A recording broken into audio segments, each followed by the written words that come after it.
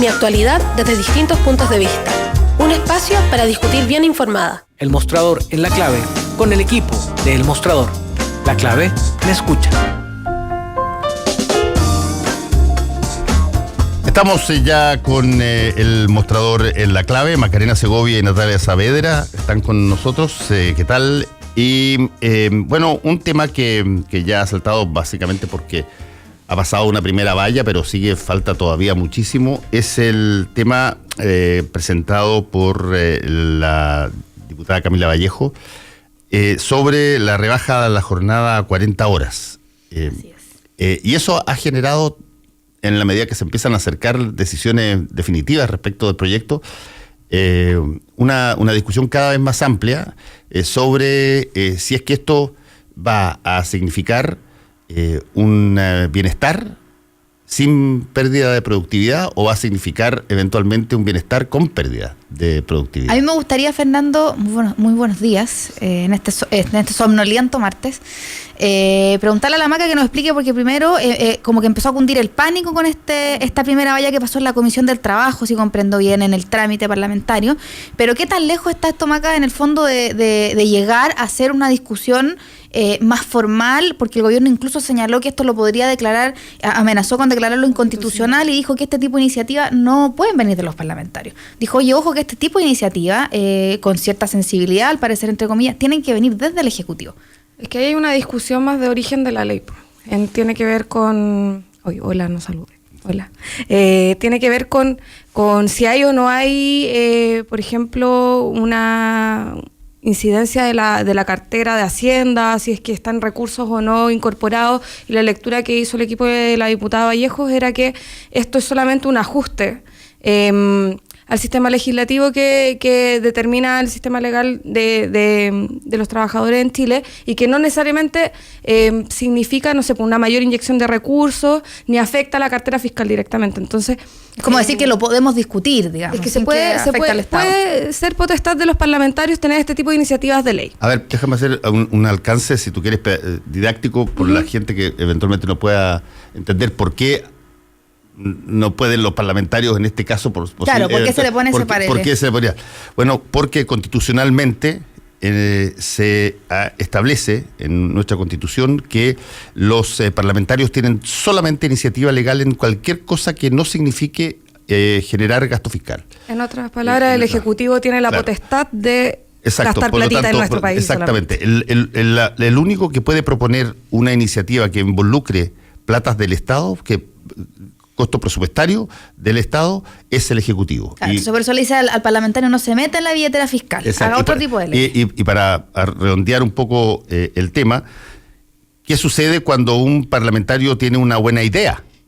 Y eso va a involucrar gasto fiscal. Sí. Claro, lo que se hace normalmente es que el parlamentario presenta, escribe el proyecto de ley, se lo manda a la moneda lo aprueba o no lo aprueba, y si lo aprueba, lo presenta como que viene del Ejecutivo y no del parlamentario. Hazme el favor a que esto parezca idea tuya. Claro, porque de esa forma se respalda el hecho de que si se va a incluir en gasto presupuestario, lo tiene que mandar. O sea, buscar el patrocinio del Ejecutivo, en este caso el Ejecutivo del Gobierno, para poder presentarlo. Eso no va a frenar la discusión en todo caso. Si ya se aprobó en la comisión, claro. Hay proyectos que de repente han sido iniciativas parlamentarias que no han tenido, por ejemplo, sobre todo en el Senado. En el Senado son más buenos para desafiar de repente este tipo de cosas al gobierno, y presentan este tipo de proyectos que pueden tener quizás un ápice muy pequeño de temas que pueden involucrar dinero, pero no necesariamente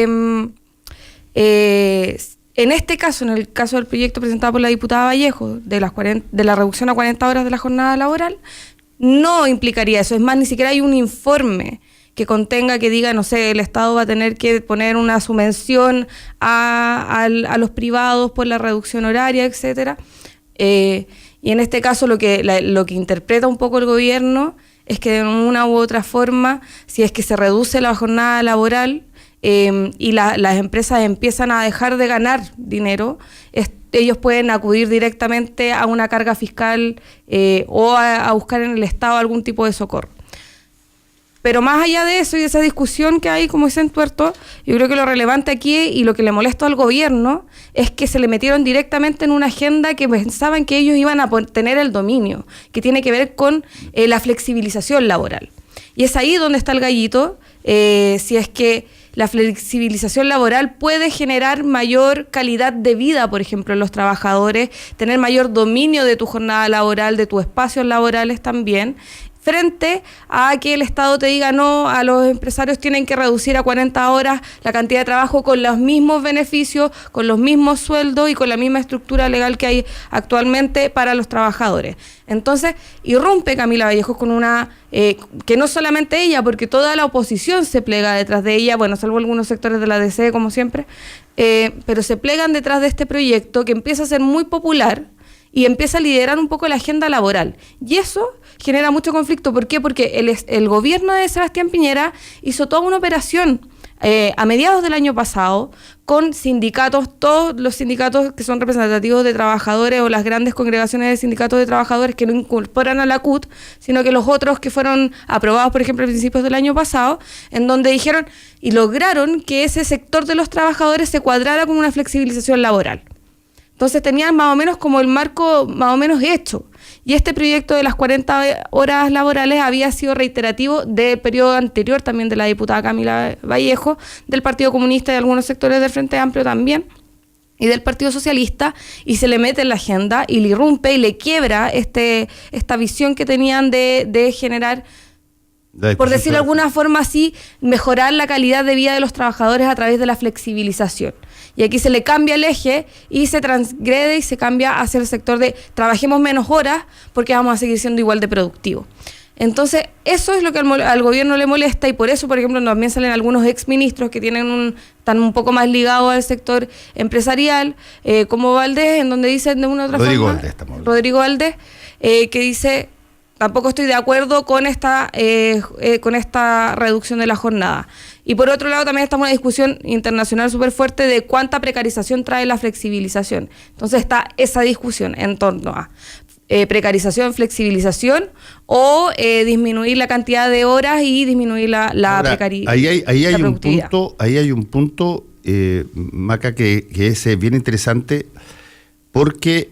De alguna manera el discurso oficial que está buscando la flexibilización señala, a grandes rasgos, que lo óptimo es que, y voy a citar, lo óptimo es que cada trabajador pueda pactar con su empleador la forma en que se acomoda a sus posibilidades de trabajo de acuerdo a su realidad. Y el problema es que eso suena extraordinariamente bien.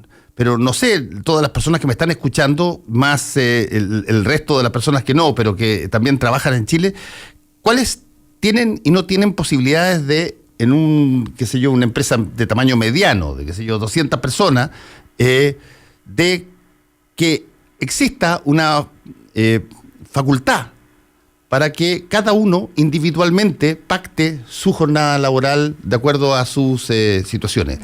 Lo más normal es que eso pueda suceder en personas que son profesionales o personas que tengan claves indispensables y por lo tanto no se pueden desprender de ellas, pero en lo que es el grueso del trabajo no calificado o el trabajo de maquila, llamémoslo así, en términos tanto industriales como financieros o como productivo, bueno, básicamente la estructura es una estructura que emana de las directrices del empleador. No negocian individualmente con cada uno de las personas del banco para saber si es que todos ellos se acomoden a una realidad particular.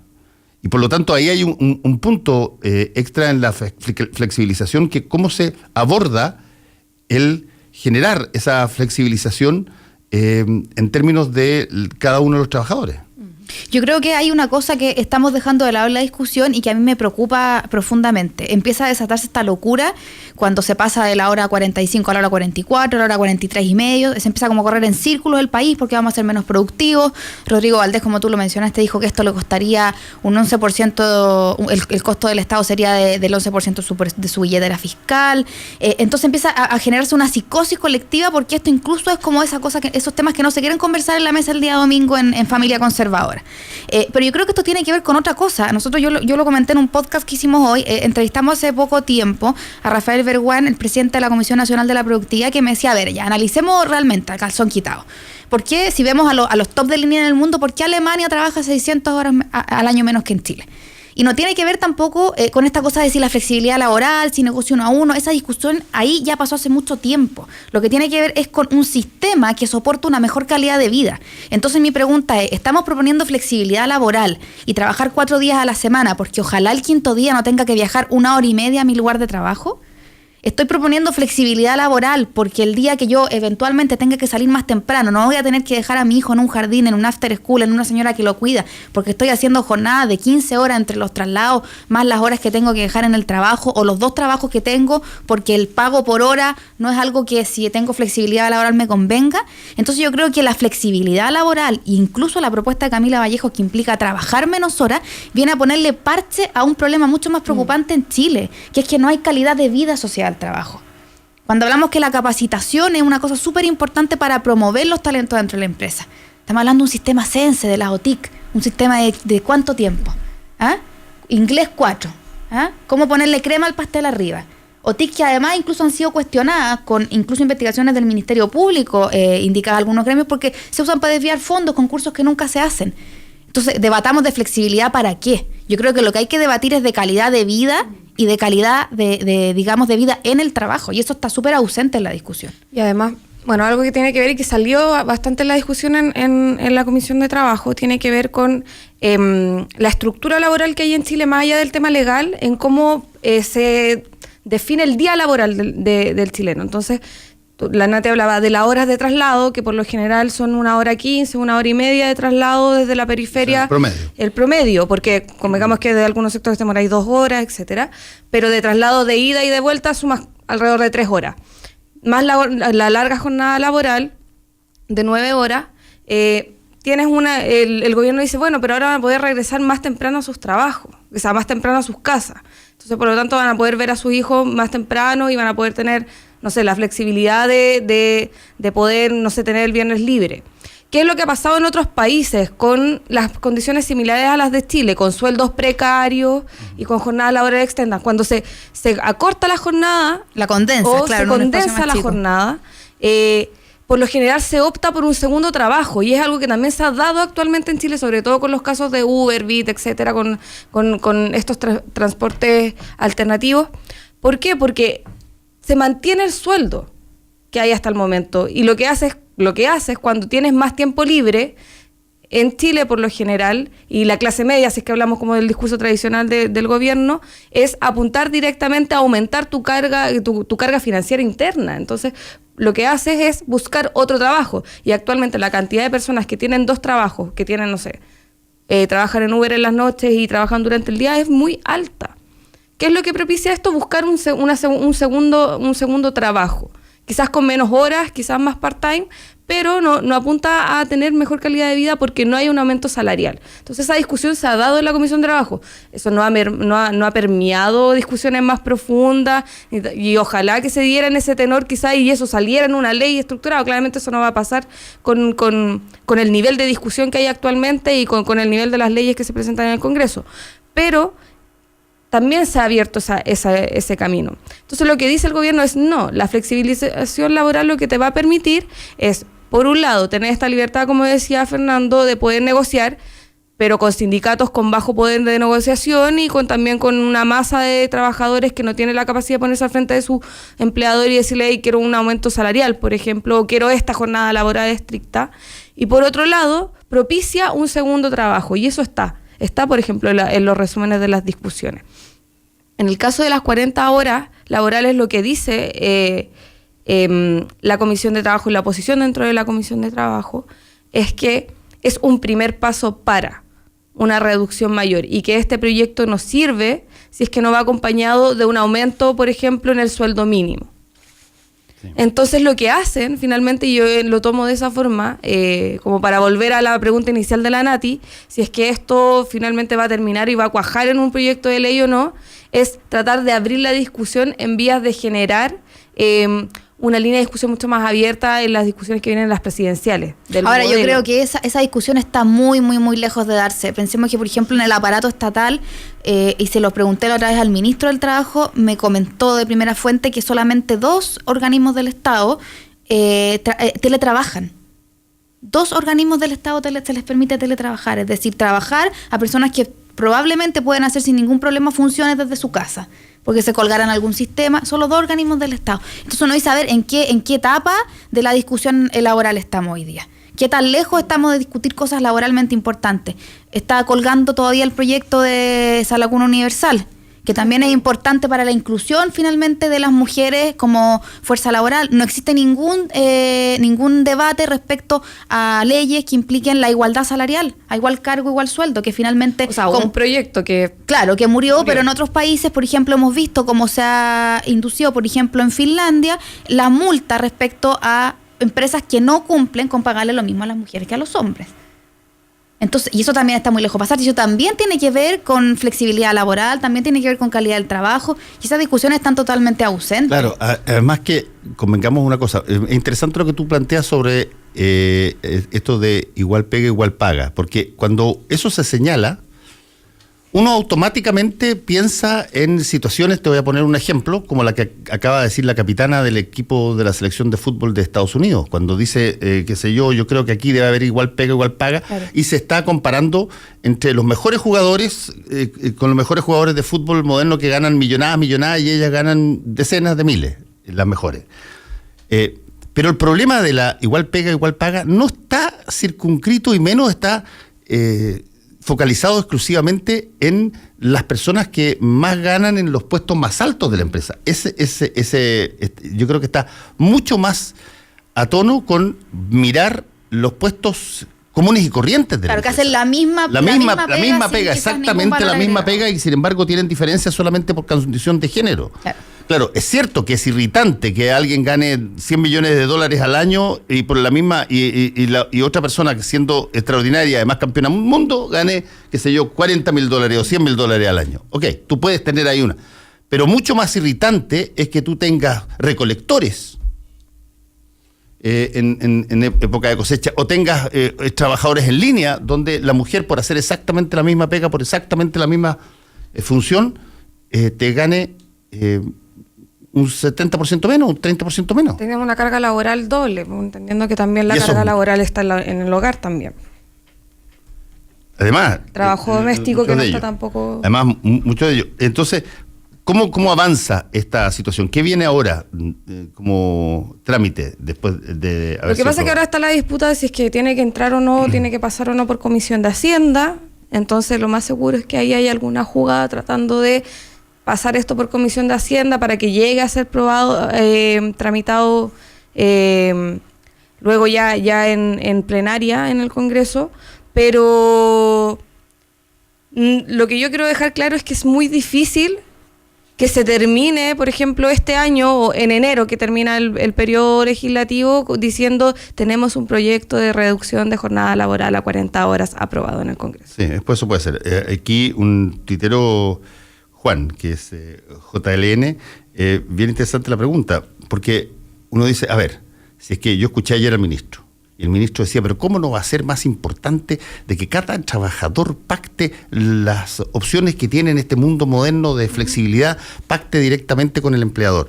Y entonces él dice, ok, pongamos, y pone un ejemplo, dije, los trabajadores de la Piccola Italia, que según se reveló, están en condiciones o podrían estar en condición de pactar su jornada laboral de acuerdo a la flexibilidad que tienen con el empleador, en este caso con el gerente. Es cierto que es un caso que acaba de salir en las noticias, pero ¿cuántas situaciones empresariales de tamaño menor, del tamaño promedio más existente en el país se dan en situaciones relativamente parecidas, donde básicamente tú no tienes la posibilidad de pactar individualmente porque te dan una instrucción? Tú llegas a tal hora y sales a esta hora y estas son las condiciones de trabajo y chao. Claro, pero además es muy preocupante lo que dice Macarena respecto, que es algo que también ha planteado el ministro, que dice: yo no puedo impedir que si eventualmente tú concentras tu jornada laboral, lo que a mi juicio personal me parece excesivo, porque sería trabajar 12 horas al día más 2 horas de traslado, significa trabajar 4 días a la semana, aproximadamente 15 o 16 horas. Si tú concentras tu jornada de trabajo, yo no puedo prohibirle las libertades de cada trabajador que opte otro trabajo. Eso a mí me parece una cosa totalmente descabellada, porque en el fondo vas a propender, como decía, a estas personas que tengan 2 trabajos y empeoren aún más su calidad de vida y su satisfacción con el sistema, con el Estado completo. Y por otro lado, ¿cómo demostramos lo antiguo que estamos? ¿Por qué en Chile, por ejemplo, salieron inmediatamente voces a decir que por favor, esto no lo vayamos a discutir con el comercio? Porque es imposible que un retail esté cerrado a las 7 de la tarde. Los que han tenido la suerte de visitar Europa saben perfectamente que el domingo el retail no existe. Trata de comprar pan en Alemania o en Holanda un día domingo. Olvídate, te tienes que abastecer el día sábado, los horarios que el comercio funciona, y los locales comerciales cierran a partir de las 6 o 7 de la tarde en muchos países del mundo, porque la gente está comprando por internet. Hoy día vienen todos los diarios señalados que el comercio tuvo su peor año en no sé cuánto tiempo, las peores ventas del comercio físico, que los retailers chilenos están todos sobreestoqueados porque no han sabido leer que la gente ya no está yendo a las tiendas, porque no quiere ocupar su tiempo en eso. Pero no podemos discutir que la gente del comercio trabaje menos. Es una aberración. Están vendiendo menos, están cerrando locales, están sobreestoqueados, están con las peores ventas en un año, pero no podemos discutir que trabajen menos. Prefiero tener la gente ahí parada como momia, digamos, viendo si es que a alguien no le resulta la compra por internet y va al local. Entonces ahí uno se da cuenta que está varias décadas y varios años luz atrasado en una discusión que yo creo que es mucho, como dices tú, Macarena, más profunda que si son 45-40, 45-44, o si finalmente, como dices tú, la caricatura, me imagino, intentando negociar con el jefe cocina de la Piccola Italia si te da el viernes libre o no. Y igual hay una discusión que es un poquito más ruda y dura, tiene que ver también con cuando tú trasladas, por ejemplo, en la flexibilización laboral, el trabajo hacia tu espacio doméstico. También hay una carga psicológica distinta que no ha sido estudiada profundamente a lo que significa tener tu carga laboral disociada de tu espacio íntimo. Entonces, en otros países en donde está mucho más abierta la discusión de flexibilización laboral, o donde hay muchos más trabajadores desde el hogar, se está abriendo esa discusión de cuánto daño a nivel psicológico te genera trabajar desde el hogar. Y por eso también se han abierto mucho estos espacios como The Work Social, en donde hay muchos distintos, no sé, emprendedores o trabajadores. Bueno, recuerda que hace poco hubo este fallo que señalaba que era como irregular, o digamos que no estaba permitido que los jefes te manden mensajes al WhatsApp fuera de horas laborales, porque también significa una carga laboral extra. Sí, además alguien me planteaba ayer una persona por Twitter en un mensaje directo a raíz de algo que estábamos discutiendo ayer aquí en la mañana, que cuando se establecieron las rebajas de jornadas laborales en algunos países de Europa, lo que se generó inmediatamente en el ámbito empresarial fue un aumento del empleo, porque el empleador, en vez de,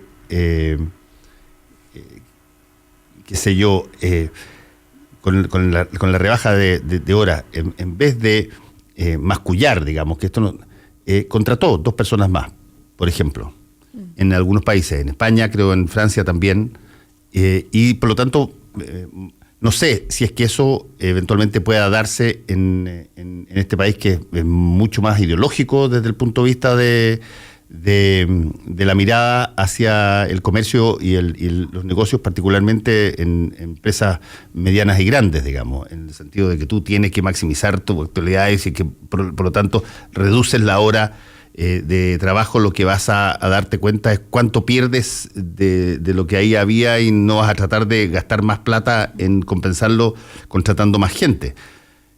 Pero a mí también me parece que el factor de bienestar asociado al proyecto de ley tiene una situación que uno tendría que señalar. A ver, si es que tú ganas horas para ti, producto de este proyecto,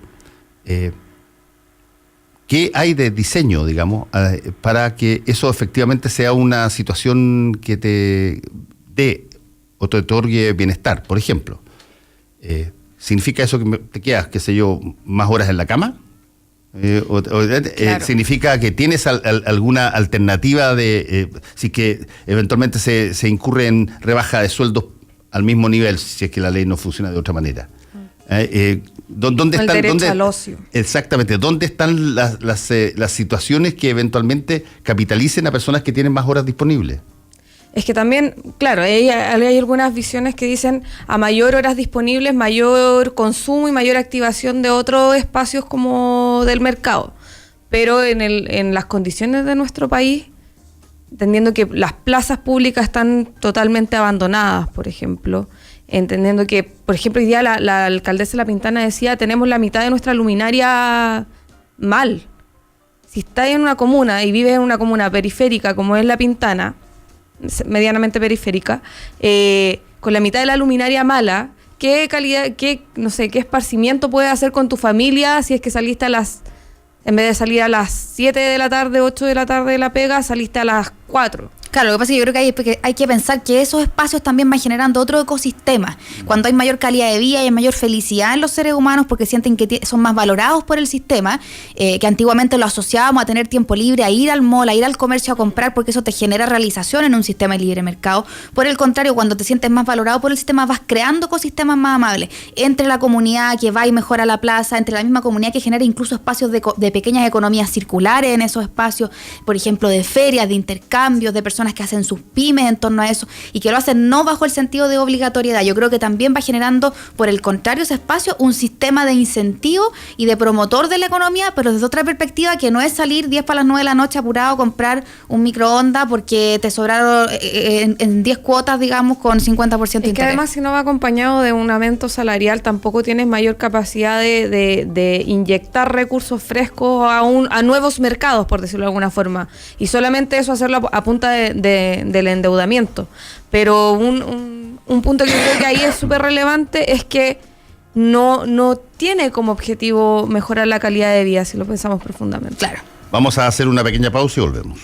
En el Instituto de Capacitación Les Hayes ofrecemos cursos propios elaborados por profesionales destacados que aparecen en nuestros programas. Los contenidos son 100% online, no requiere asistir a una sala de clases. Todos nuestros cursos cuentan con código CENSE. Consulte en nuestro sitio web www.leshayes.cl o llámenos al 2259 76 600 para conocer beneficios, becas y descuentos. Somos, desde 1985, la opción para capacitar a lo largo de todo el país. Somos Les Hayes, pioneros en capacitación online. Para hacer un buen negocio, necesitas ser un gran anfitrión. Para organizar un seminario productivo, debe elegir el lugar correcto. Visite Hotel Nogales y compruebe que superamos sus expectativas. 5 salones de hasta 300 personas con equipos audiovisuales, estacionamiento y Wi-Fi de alta calidad. Cotice en hotelnogales.cl o al 2233 56 958. Hotel Nogales, Los Nogales 741, Providencia. Disfruta tu mañana y tómate un momento Marley Coffee. Con granos orgánicos tostados al sol, tienes en tus manos mucho más que una taza de café. Prueba el aroma del verdadero café natural, 100% orgánico y sin pesticidas. Disponible en 6 variedades: Buffalo Soldier, One Love, Lively Up, Get Up Stand Up, Mystic Morning y Simmer Down. Nuestra versión descafeinada. Marley Coffee está aquí y en todas partes. El mundo cambia rápidamente. La posibilidad de trabajar con gente con la que uno nunca va a encontrarse y comunicarse virtualmente es hoy una realidad. Y tus hijos deben enfrentar ese futuro y deben prepararse con tiempo. Sobresalir costará mucho más, a menos que hablen inglés británico. Y en ese caso se destacarán. Piensa en su futuro. Para eso debes motivarlos a estudiar inglés. Te invitamos a desarrollar su futuro. Visítanos en www.británico.cl. Matrículas abiertas.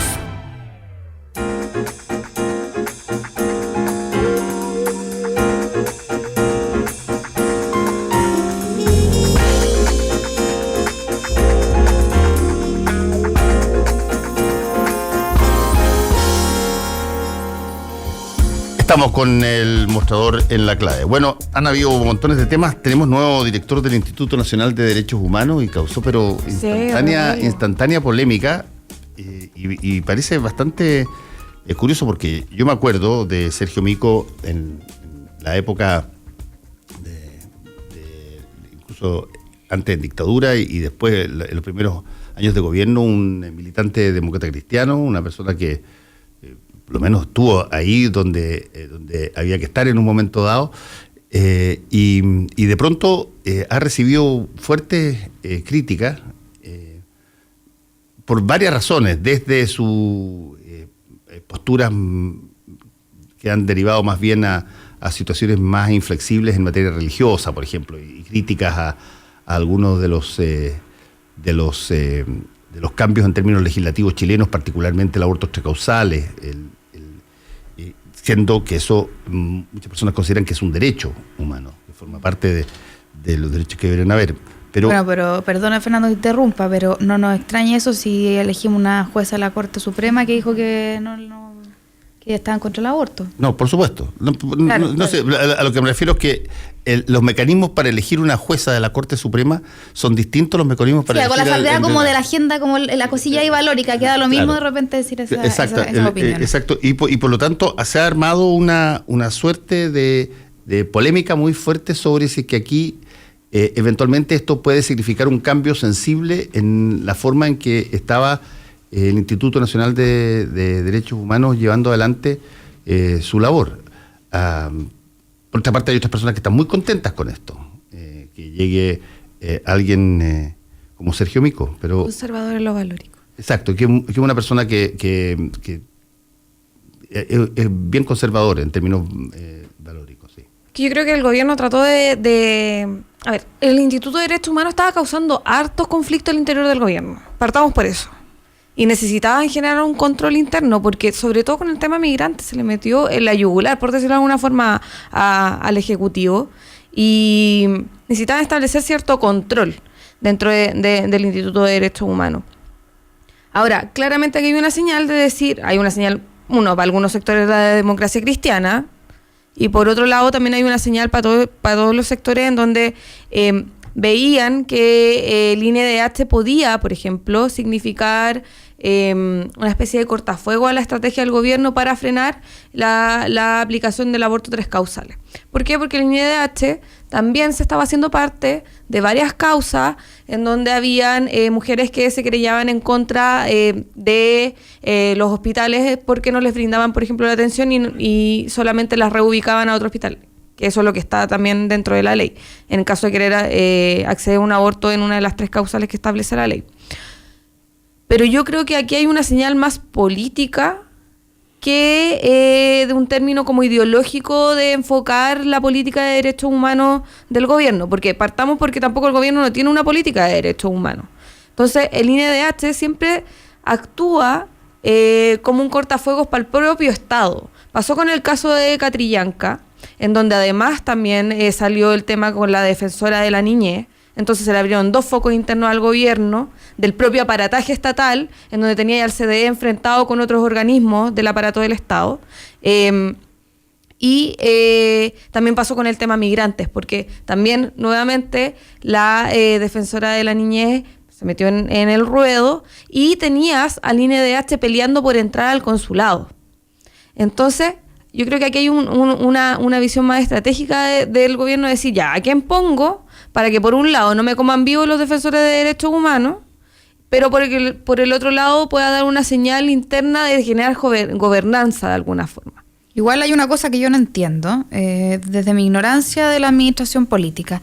¿Por qué puedo nombrar eventualmente como gobierno una persona más conservadora en este cargo, pero si el subsecretario de Educación dice que el Museo de la Memoria es esto o lo aquello, no lo nombro, porque en educación puede influir más respecto a derechos humanos que el mismo director del Instituto Nacional de Derechos Humanos? Me confundo, porque es decir, para ciertas cosas tengo políticas intachables respecto al comportamiento de los derechos humanos, pero para otras puedo ser puedo tomar tomar decisiones un poco más erráticas. O hay efectivamente, como dices tú, un mapeo específico de conveniencia, digamos, política, de estrategia y de diseño político, donde esta persona y esta personalidad tiene que estar colocada en este cargo como parte de cierta agenda. Sí, está causando cierta polémica en Twitter. Un tuit de la diputada Paulina Núñez que señala, literalmente: lo logramos. Valoro la decisión de los consejeros, era insostenible que ella siguiera a cargo del Instituto Nacional de Derechos Humanos. Si bien la señora Consuelo Contreras ya no es directora, sigue como consejera y evaluaremos la continuidad de su remoción. Y mando yo, dijo. No, lo interesante es que esta no fue una decisión que esté de alguna manera orientada a buscar a la persona más conveniente, idónea para el cargo, sino que es una decisión que está destinada a, por lo menos lo que plantea, sacar a la actual... Claro, como parte de un plan. Como parte de un plan. El INDH siempre ha operado así, más o menos. No, por eso te estoy diciendo... Estos son boteos políticos. Estos son los remanentes que quedan todavía en varias partes de la lógica binominal en términos de las instituciones, que funciona con los directores de Televisión Nacional, con los directores del Banco Central, la Corte Suprema. La Corte Suprema a la hora de discutir, en fin. Pero el hecho es que hubo un objetivo que era la de remover a Consuelo Contreras, y lo que viene ahora, que es el caso de Sergio Mico, por lo menos al pensamiento de, en este caso, la diputada Núñez, es un triunfo. Y estamos hablando de una persona que es de un partido político de oposición en gran medida, y que es un tipo que tiene una historia de enfrentamiento bastante fuerte en otras épocas con la dictadura. Por lo tanto, el que se jacte uno de lograr una victoria llevando a un demócrata cristiano al Instituto Nacional de Derechos Humanos, no creo que le guste mucho la democracia cristiana. ¿Qué querés que te diga? Mala publicidad eso, ¿no? Que yo creo que hay que salir un poco de ver el actual panorama político desde una perspectiva como de la política transicional. A pesar de que se mantiene esta visión como de que estaban los pro Pinochet en su momento, pro antiderechos humanos, pro derechos humanos, ya a este nivel de discusión está tan desdibujada esa visión que finalmente lo que tienes que tratar de neutralizar son aquellos sujetos o sujetas que te están generando ruido en la actual política. Y en este caso, la anterior directora de Derechos Humanos, lo que hacía del Instituto de Derechos Humanos era generar un conflicto constante al gobierno. Poner a un DC, claramente en este desdibujamiento del proceso transicional, puede ser perfectamente un logro para la centro-derecha, porque la centro-derecha tiene un atisbo hiper mega conservador en temas valóricos. Por supuesto, sí. Entonces, en ese caso, yo creo que no se desdibuja tanto. Oye, les quiero mover un poquito el foco, porque estamos con Marcos Kremerman al teléfono, investigador de la Fundación Sol, porque hoy traemos un tema en el mostrador que analiza un poco las personas que han cotizado toda una vida, literalmente, los hijos del sistema que han cotizado entre 30, 35 y 40 años, con qué pensiones se están jubilando, porque en el análisis de la reforma también se ha señalado mucho que las mediciones no se han podido hacer en torno a las personas que han cotizado toda una vida, porque el sistema era muy joven. Entonces Marco nos va a contar un poco de los resultados de este informe, que son bastante decidores en torno a los hijos del sistema de la AFP. Hola Marco, ¿cómo estás? Hola, ¿cómo estás? Muy buenos días. Ya, cuéntanos un poquitito. A ver, bueno, no es una sorpresa lo que revela este informe. Tenemos una crisis previsional severa. Constatamos los datos del 2018, datos que solicitamos por ley de transparencia de la Superintendencia de Pensiones, y también algunos de ellos están en la página web de la Superintendencia. Y del stock de pensionados que actualmente están recibiendo una jubilación de las AFP y compañías de seguro, estamos hablando de más de 900.000 personas. Y si nos concentramos en las pensiones de vejez y edad, que son las más masivas, 684.000, la mitad de ellas está recibiendo menos de 151.000 pesos. Y aquí estamos incluyendo el aporte previsional solidario, si no sería la pensión mediana en torno a los 135.000 pesos.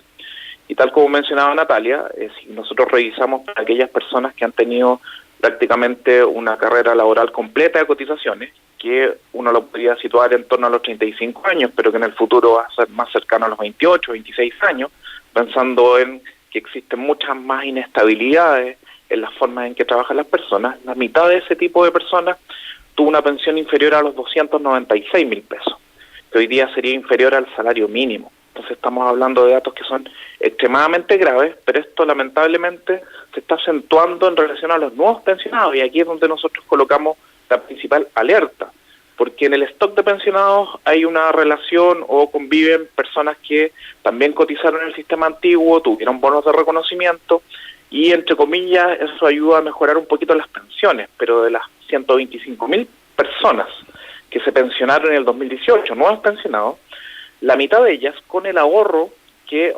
consiguen y con la rentabilidad que las AFP obtuvieron para sus ahorros administrados, están autofinanciando una pensión inferior a los 48.000 pesos, lo cual es un desastre y que lamentablemente no tiene solución en una lógica de cuentas individuales como un pilar único de un sistema de pensiones. Marco, particularmente el estudio, como dices tú, habla de las personas que han cotizado como en régimen total, incluso entre 35 y 40 años, es una parte de la banda que ustedes analizan. Pero esta gente, como bien tú dices, se está jubilando, la gente que ya está aprovechando, digamos, su pensión de vejez, con rentabilidades históricas del sistema, porque eso es lo preocupante, que en el fondo la gente que va a ingresar ahora al mercado laboral ya no va a experimentar ni siquiera, como está el sistema hasta ahora, como lo conocemos hasta ahora, este nivel de rentabilidad. O sea, las pensiones en el futuro serían incluso más bajas si no se cambia el statu quo de cómo lo conocemos hasta ahora. Exacto, y no se ha mencionado de parte del gobierno y en general de los principales analistas históricos en torno a los temas de pensiones, es que en términos bien concretos no estaría sirviendo de nada subir la tasa de cotización de 10 a 14%, lo que va a cuentas individuales, incluso a 16 o 17%. ¿Por qué? Porque, tal como tú dices, la rentabilidad histórica anual real sobre la inflación promedio desde que se crea el sistema hasta hoy día es de aproximadamente 8%, lo cual es una buena rentabilidad. Pero esto se explica fundamentalmente porque la rentabilidad de la década de los 80 promedio fue de 12, la de los 90 fue de casi 10, pero ya la de la primera década del siglo XXI fue de menos de 6%, y esta última década estamos en torno al 4%, un poquito menos. Y por cada punto menos de rentabilidad que una persona tenga para sus fondos en una carrera laboral completa, significa un 20% menos de pensión. Entonces, si estamos aumentando el ahorro en un 40%, y supongamos y somos optimistas, que se recupera un poco la rentabilidad y quienes se jubilen en 45 años más, cuando está en régimen la reforma de pensiones que propone el actual gobierno, y la tasa de rentabilidad promedio fuese un 5%, o sea, la elevamos de la última década un punto más, habría que cotizar un 16% para estar igual que ahora. Y esa es la comparación correcta, para ver si hay mejoras en el sistema de pensiones con una reforma. Es que si la persona que se jubiló hoy día y cotizó 10%, está mejor o peor de quien cotice 14 o 16 y se jubile en 40 o 45 años más. Y lamentablemente, si es que somos optimistas y la rentabilidad nos sigue bajando y vamos a un 5, solo con 16 de tasa de cotización nos mantendríamos igual que ahora. Y si somos neutros y mantenemos la tasa de rentabilidad de la última década en 4, necesitamos 18% de cotización para mantenernos como hoy. Y si la tendencia sigue hacia la baja, vamos a tener que llevar la tasa de cotización a un 20% para mantenernos como hoy. Y eso es insostenible técnica y políticamente. ¿Eso, Marco, es sin modificar las edades topes de jubilación? Exactamente, sin modificar las edades tope de jubilación y sin modificar la esperanza de vida. Entonces aquí tenemos dos elementos. No estoy metiéndome con los aumentos de esperanza de vida, que eso puede hacer que baje aún más la pensión.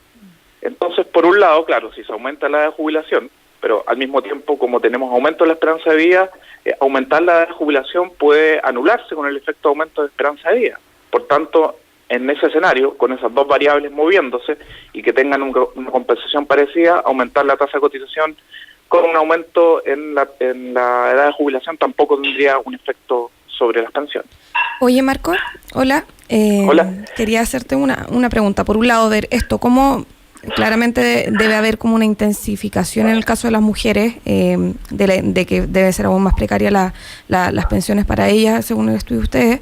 Pero también me gustaría preguntarte cómo este bajo nivel de pensiones de una u otra forma propicia también, o de qué forma las personas que están llegando a la tercera edad, o las que, como yo, no sé, que estamos en los 30, van a llegar a la tercera edad, de qué forma se compensa tradicionalmente en nuestro país los bajos niveles de pensiones, teniendo, como tú decías, que actualmente hay casi la mitad llegan con pensiones de 48.000 pesos, solamente que son compensadas por el Estado una pensión mínima.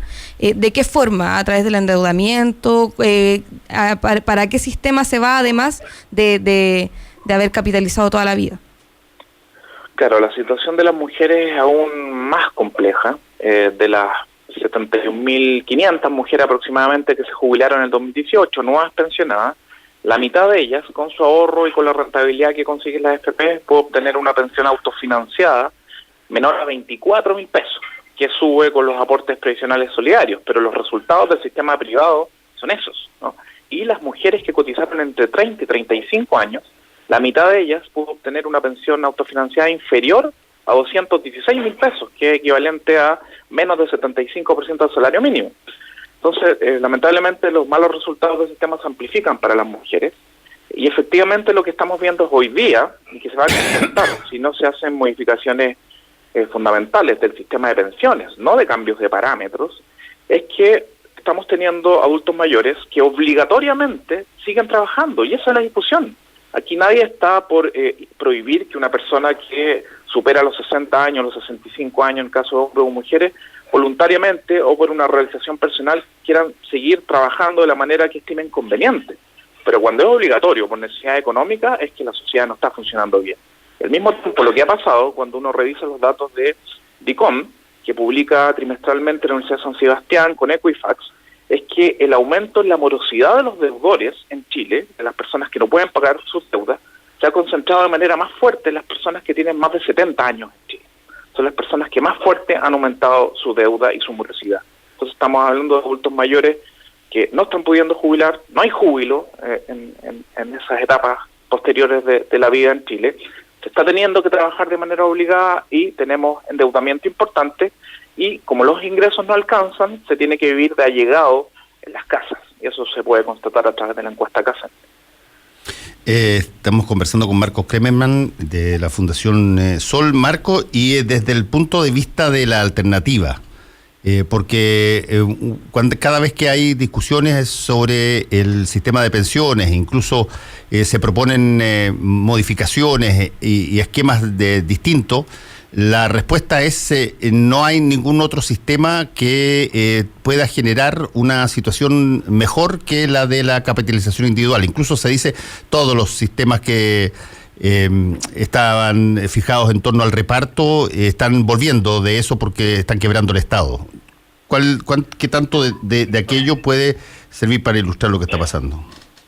Bueno, esa pregunta, esa reflexión es central. Nosotros lo hicimos ver en la Comisión de Trabajo y Seguridad Social de la Cámara de Diputados, donde expusimos nuestro análisis de la propuesta de pensiones del gobierno, y es que tenemos un debate de muy mala calidad técnica, y mucho tiene que ver con la intencionalidad de aquello. No es porque haya desconocimiento, sino porque hay una intencionalidad de travestir los resultados y los marcos teóricos en torno al análisis de las pensiones. Mucho se ha escuchado de que todos los modelos están migrando al chileno, de que el reparto está quebrado, y los documentos académicos que uno puede revisar indican todo lo contrario. La OIT acaba de publicar un informe a comienzos de este año donde indica que de los 30 países que privatizaron parcial o totalmente su sistema de pensiones, solo 30 de 180, en primer lugar. Estamos hablando de menos del 20% de los sistemas de pensiones en el mundo. 18 se han tenido que devolver al sistema público por el fracaso de las cuentas individuales. Y ojo con esto, es interesante, sobre todo lo que pasa en los países de Europa del Este, donde ocurre mayoritariamente aquello, junto con algunos países de América Latina. Y es que la mayoría de los países que privatizaron su sistema de pensiones, y no en los 80 como Chile, que fue pionero, sino en los 90, o a fines de los 90, comienzos de los 2000, lo hicieron gobiernos de centro-izquierda. Y quienes se han devuelto a los sistemas públicos, mayoritariamente han sido gobiernos de derecha, y gobiernos de extrema derecha. ¿Por qué? Porque en general son nacionalistas, no pueden permitir que los adultos mayores vivan en la pobreza, porque en general los sistemas de cuentas individuales tienen un enorme impacto positivo para los mercados financieros y como dinamizador de los capitales privados, pero no necesariamente generan bienestar en la población. Los países que están teniendo mayores problemas en términos de la suficiencia, ¿vale? Es decir, del monto, las tasas de reemplazo, de pensiones que se pagan, son los pocos países que tienen sistemas hegemónicamente de cuentas individuales. En América Latina son 4: El Salvador, México, Chile y República Dominicana. Existen otros países donde hay modelos mixtos, reparto y cuentas individuales al mismo tiempo, y la gran mayoría tiene sistemas de reparto bajo distintas modalidades, como aquellos que tienen capitalización colectiva, fondos de reserva técnica. Entonces la discusión está muy mal centrada, solamente se cita el reparto como el reparto puro, donde todo lo que entra sale inmediatamente. Eso prácticamente no existe en ninguna parte del mundo, y se dice que los sistemas de reparto que están quebrados, primero no quiebran, sino que se financian de distintas maneras, y al mismo tiempo se da una orientación de que no hay alternativa. De hecho, es muy curioso que el día de ayer, en un seminario de pensiones, el ex ministro de Hacienda, Rodrigo Valdés, ya por obligación tuviera que decir que lo que se había dicho del reparto no es tal, porque las tasas de crecimiento en el mundo están siendo mayores de la economía que las tasas de interés, y por tanto los sistemas de cuentas individuales parecen ser que es una alternativa que incluso ideológicamente no podría tener los mismos resultados que un sistema de reparto. Sí, y eso, ¿por qué? A ver, bueno, uno puede suponer por qué razón no está siendo tratado de esa forma o discutido con ese tipo de números acá, pero lo que no cabe la menor duda es que este es un tema que en algún momento dado, Marco, tiene que tomar una dirección que de alguna manera parezca media definitiva. No puedes estar tú en cada gobierno que llega cuestionando, criticando, cerrando o abriendo el tema de las reformas de pensiones. Así es como lo que sucede con las reformas tributarias. Tenemos que tener alguna definición, un acuerdo, pero no puede ser que ese acuerdo sea bajo una amenaza, y es que no puede tocarse el sistema de cuentas individuales como pilar central del sistema mal llamado de pensiones, porque no es un sistema de pensiones el que tiene Chile, porque tiene beneficios importantes para el sistema financiero. Aquí la prioridad tiene que ser, y es lo lógico de un sistema de pensiones, es que un sistema pueda pagar pensiones adecuadas de acuerdo a la realidad de cada país, ¿no? Y eso no ha sido el objetivo de este sistema. Si no nos ponemos de acuerdo con ello y seguimos colocando como condición y amenaza central que no pueden tocarse las cuentas individuales, lamentablemente esto se va a transformar en un problema épico para el sistema político chileno, porque esta reforma no lo va a resolver, y no se trata de que uno se coloque en una vereda ideológica distinta de la del gobierno. Es que cuando uno mira los datos, nosotros tenemos un informe donde publicamos con exactitud cuál es el impacto en las pensiones de cada medida que el gobierno propone, es que esto no se va a resolver y la crisis previsional se acentúa. Entonces, la única manera, y es que es lo que ocurre en todos los países del mundo, que aquí se empezó al revés y se destruyó el sistema de seguridad social, que era incompleto, que era insuficiente, sin duda, pero en general lo que tienen los países es un piso central importante de seguridad social, y desde allí se constituyen los sistemas de pensiones. Algunos países han agregado obligatoriamente o voluntariamente algo de privatización a través de cuentas individuales o planes ocupacionales, pero no puede ser que el punto de partida de un sistema de pensiones sea no tener un sistema de pensiones y tener un sistema obligatorio de cuentas de ahorro individuales, un mercado de cuentas de ahorro individuales. Eso no es pensiones. Ahora, perdón. Si no se discute así, no vamos a llegar a acuerdo. Ahora, Marco, estamos conversando con Marcos Kremerman de la Fundación Sol. Hay una situación que está pasando en estos precisos momentos y que fue anunciada por el propio líder de No Más AFP, Luis Messina, que se instaló en todas las cortes de apelaciones la inquisición directa a la justicia para saber quién es el titular de los fondos que se tienen obligadamente ahorrados en los fondos de pensiones. Las personas, cuando defienden el modelo, dicen de que cada uno es dueño de la plata que ha ahorrado forzosamente a través de este 10% obligatorio. Y lo que se quiere saber es si efectivamente uno es el titular de esa plata y si es que por lo tanto puede ejercer los derechos que tiene como titular de su propio patrimonio. ¿Cómo ves esa situación? Bueno, va a ser muy interesante observar de qué manera las Cortes van a fallar, porque efectivamente se nos ha dicho desde el comienzo, el sistema José Piñera tiene entrevistas muy interesantes a medio extranjero en ese sentido, de que los trabajadores y trabajadoras desde el año 81 comienzan a ser propietarios y propietarias de empresas, de bancos, de empresas extranjeras, bancos extranjeros, de bonos del gobierno de otros países, porque sus platas están invertidas ahí y al mismo tiempo son dueñas de un ahorro que van a poder visualizar en el momento que se jubilan. Él decía que incluso se podía llegar a una tasa de reemplazo de 80%, con una rentabilidad de 5. Hemos tenido rentabilidad de 8 y la mitad está teniendo tasa de reemplazo menores a 20. Pero efectivamente, la discusión sobre la propiedad, algo que tanto le interesa a los defensores de las cuentas individuales como una manera de entender un sistema de pensiones, se va a ver entredicho si es que las Cortes fallan en cualquier sentido. Si fallan en un sentido positivo en relación a las demandas del NOM AFP, claramente eso va a significar una reflexión muy importante, un debate muy importante, y las personas van a tener incentivos y va a haber una manada para sacar esos dineros, esos ahorros. Y si falla en contra, también, ¿no? También va a haber una discusión, bueno, ¿de qué propiedad estamos hablando? Y es que, claro, en un sistema de seguridad social se entiende, dado que es un ahorro colectivo y que no hay una propiedad individualizada, es que no se puedan sacar los ahorros de manera responsable para que todos tengan una pensión adecuada de todas las generaciones. Pero en este formato, que no es un sistema de pensiones, insisto, que es un mercado de cuentas individuales de ahorro, sin duda es que es muy legítima la demanda de las personas que quisieran poder disponer de esos ahorros para otras necesidades, incluso considerando que ellos consideran que les puede rentar más invirtiéndola en otros elementos. Pero desde mi punto de vista eso no debería ser el centro de la discusión, que las personas puedan sacar o no la plata, sino la discusión sobre el derecho de propiedad, que es mucho más estructural. Marcos Kremerman de la Fundación Sol, muchas gracias por haber estado en contacto con nosotros. Muchas Gracias a ustedes. Y gracias a Natalia y a la Maca por haber estado con nosotros en el mostrador en la clave. Que les vaya muy bien. Igual, chau a todos. Buen martes. Actualidad con ojo crítico. La información desde distintos puntos de vista. Fue El Mostrador en la Clave, con el equipo de El Mostrador. La Clave me escucha.